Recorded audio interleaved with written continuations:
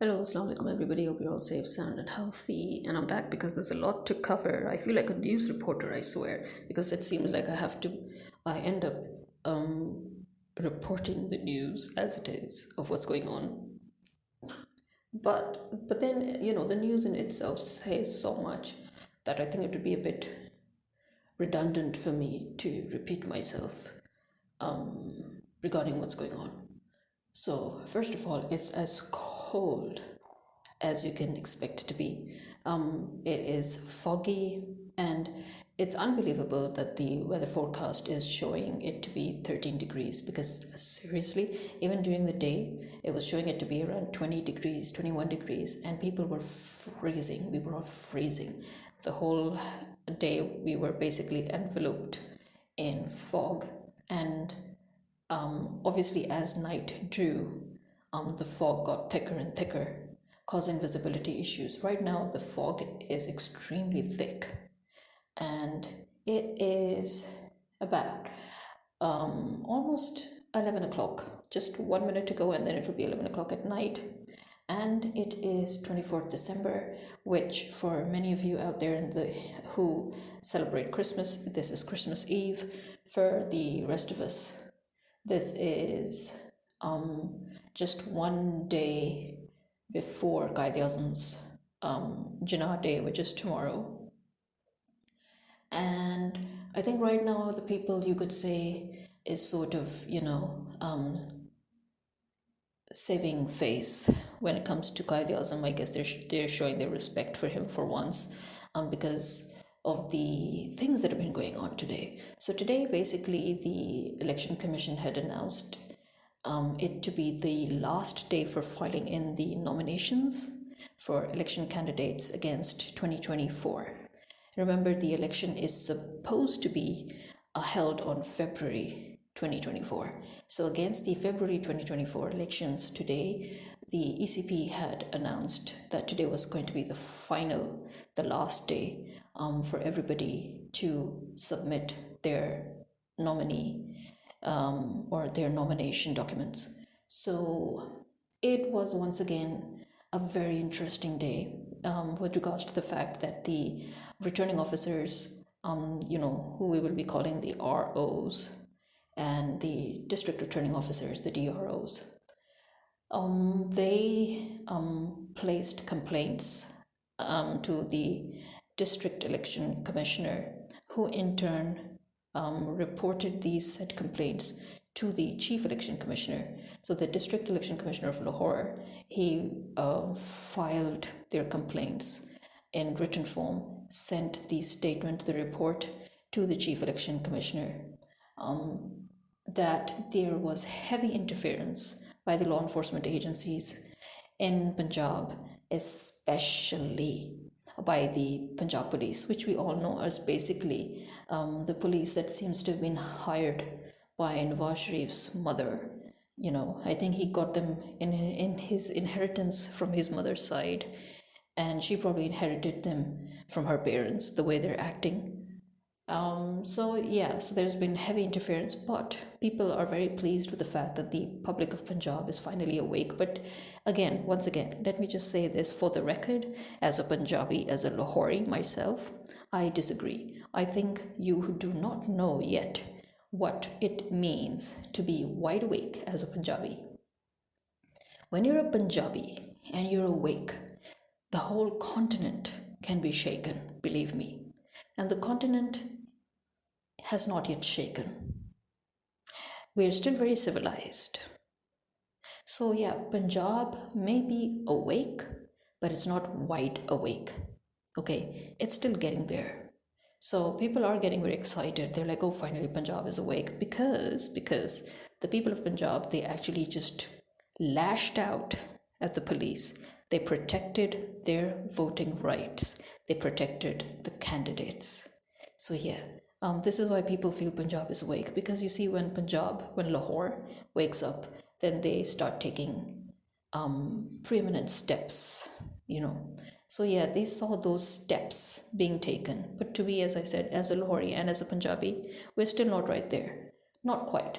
So Right now, what happened is in many different places throughout Punjab, including southern Punjab, there was heavy interference. In fact, in some cases, the ROs did vanishing acts to escape from the police. And in other cases, they stoically stood there and got harassed by the police. The police literally tried to arrest PTI candidates who were submitting their nomination files, and they tried to snatch those documents. They even tore up some of those documents, and that is where the public then came in. The public just barged in, surrounded the police or surrounded the candidates, and they stopped the police from taking hold of the documents. In fact, in some cases, where the candidates failed to appear, for example, you have Pervez Elahi and you have Shah Mahmood Qureshi. They're both unable to appear because obviously they're illegally arrested in jail. So the public, on their behalf, ensured that their nominations were filed with the ROs. So the public took steps there. Yes, the people of Punjab, they took those steps. That is what has been exciting some people. Because yes, it is very good news. It is really good news that the people are beginning to say that, okay, you're messing with us. We have been sitting, waiting, watching, hoping that you would turn into human beings. But since you failed to do so, come, let's teach you how to be human beings. So yeah, this is the first stage when a Punjabi wakes up and their lessons of how to teach you to be a human being. So remember why I still feel that the people of Punjab are not wide awake, because I think that they are still being very civilized, considering the fact that it has been a month and a half of harassment. Usman Dar's mother, an elderly, most respected woman, she was threatened for a month and a half by the law enforcement agencies, by PMLN's goons, Nawaz Sharif's goons, telling her not to take part in the elections. And they recently, just a few days ago, barged into her home, the police, Punjab police. They barged into her home. They physically attacked her. They tore her clothes, and they threatened her that she should not participate in the elections. And then they tried to do the same thing to Pervez Elahi's wife. They surrounded her when she was on her way to file the documents. They tried to snatch the documents from her. They, in fact, literally kidnapped one of her female companions. There was another lady who was accompanying her. She was kidnapped, but she really gave them their lot. Really, she really gave it to them, and she valiantly, fought against them to protect the documents. Then, the Lahore PTI wing's president, his wife, they tried to intimidate her. Now, she is a very, very,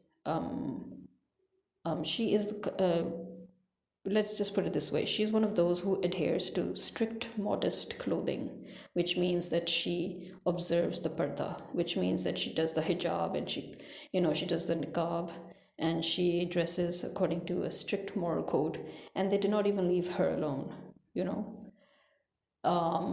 They tried in fact, she very openly made a statement in which she said that the SHO of the police, the SHO sexually harassed her and then manhandled her and then slapped her, all to intimidate her, and then took her out of her house and took her to the police station, where he continued to threaten her, and he verbally abused her, and he physically attacked her. And where is the Chief Justice at this moment? Very conveniently, now the Chief Justice decides that it's a good time for him to go holidaying in Turkey. How did he afford to go to Turkey? That's what I want to know. He has been taking money from Nawaz Sharif and from the establishment, from the army, from all the illegal people who were placed illegally to manage the state. And he, with his haram money, decides to go on a vacation to Turkey. And a very convenient timing.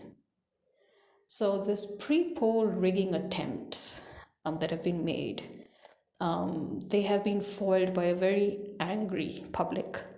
The public is now literally filing nomination documents on behalf of PTI candidates, because the public, by doing so, is telling the people who are trying to intimidate the public or who are trying to insult the public's right to vote that we're not having it, we're not taking it anymore. Now, when we move on to this pre-poll rigging, and the attempts made so far, we will notice that all the way from Lahore to southern Punjab, people have risen, people have, actively foiled those attempts, yes. But at the same time, we also have another interesting thing going on.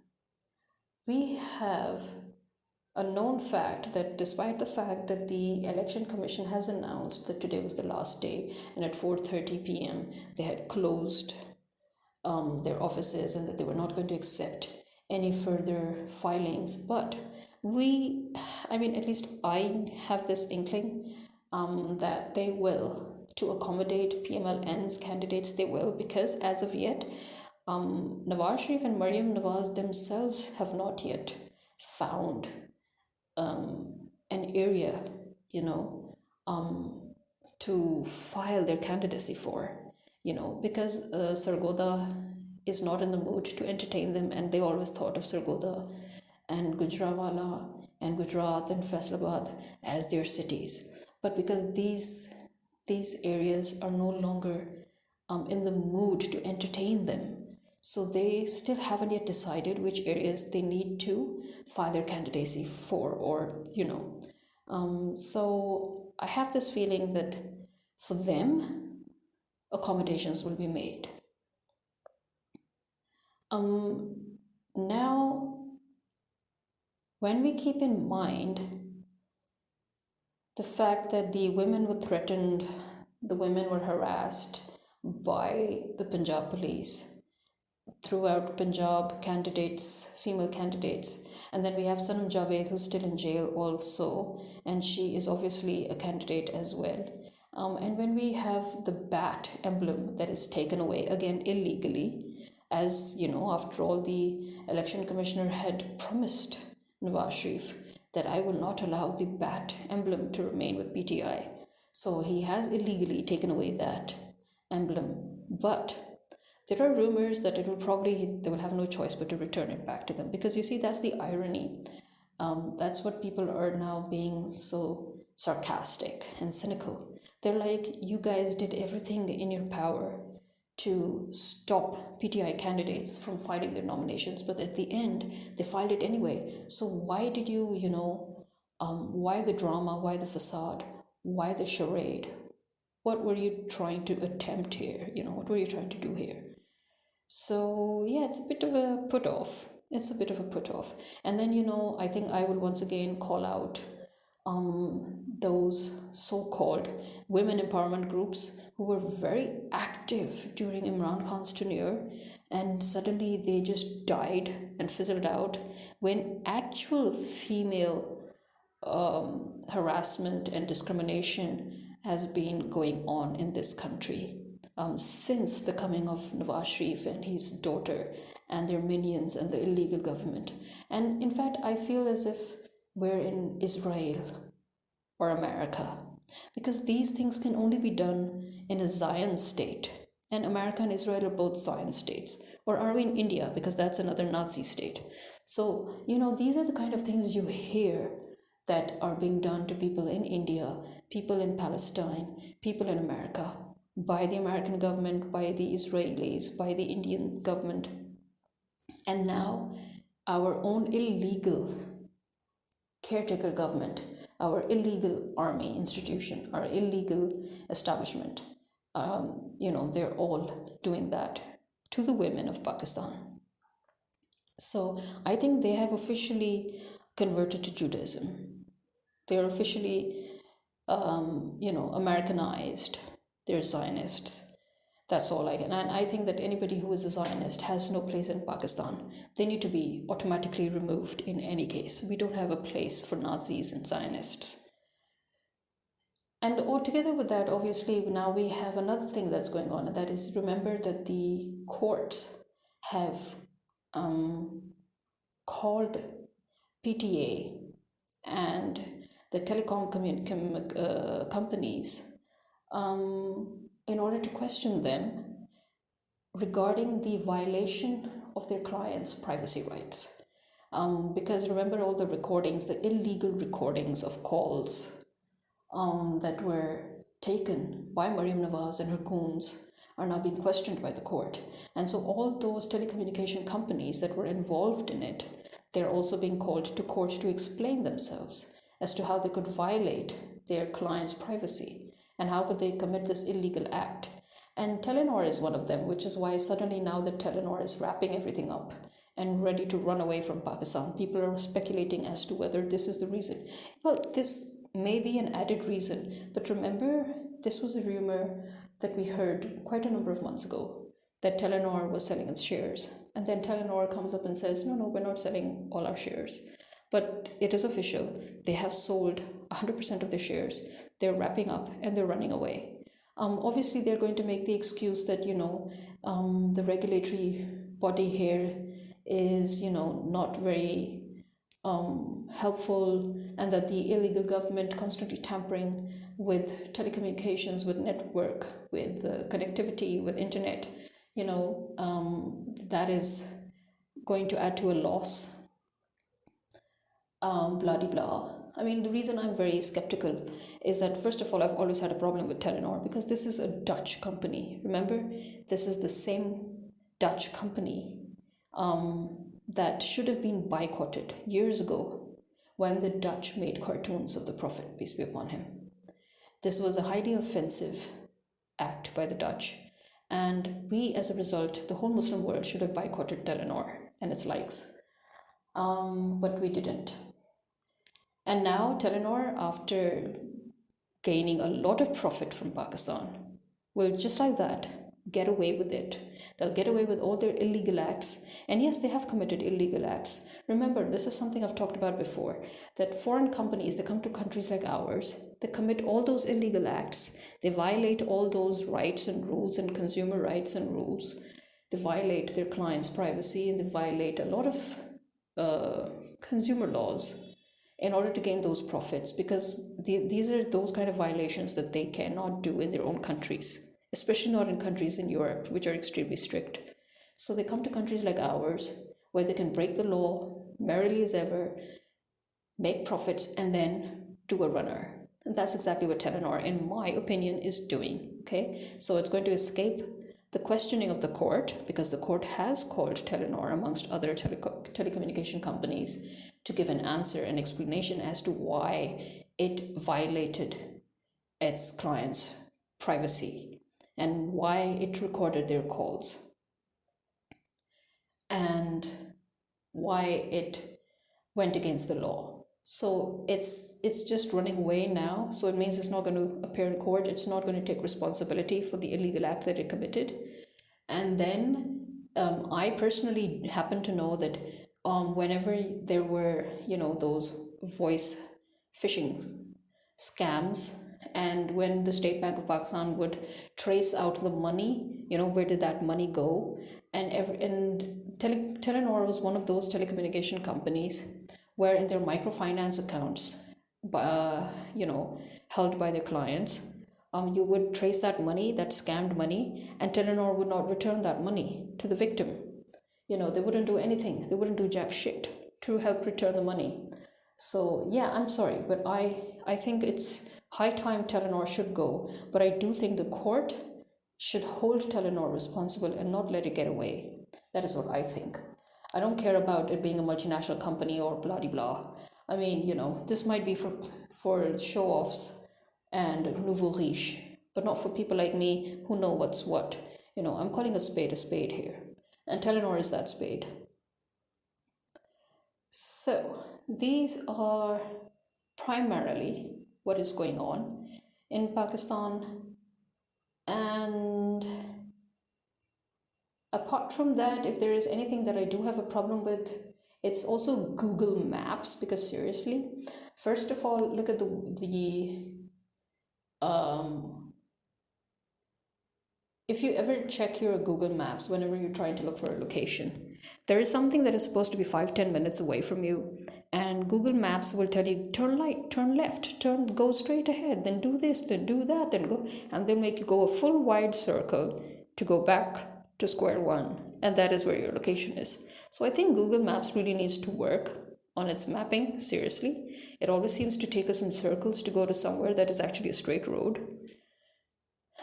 And because of that, I do get pretty peed off when I'm looking for a location, because I happen to know that the location is somewhere else, and Google Maps is telling me to go all the way God knows where just to go back to that place. So it's pretty idiotic. So again, I think Google Maps is another example of foreign companies that choose which countries it should really follow.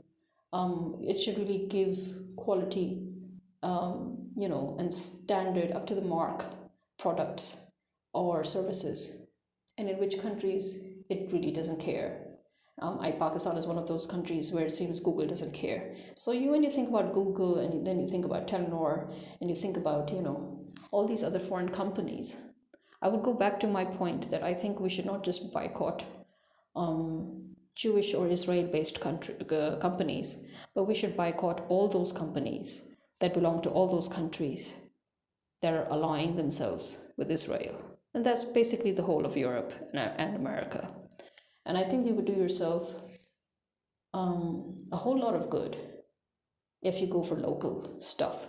Remember, this is something I've been saying for a very long time since I came back to Pakistan.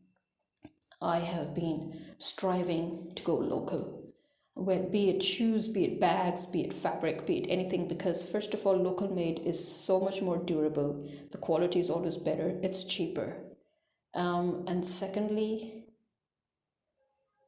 you are helping your own people, you're helping your own local businesses, plus you will give them the incentive to work harder to go for better quality stuff.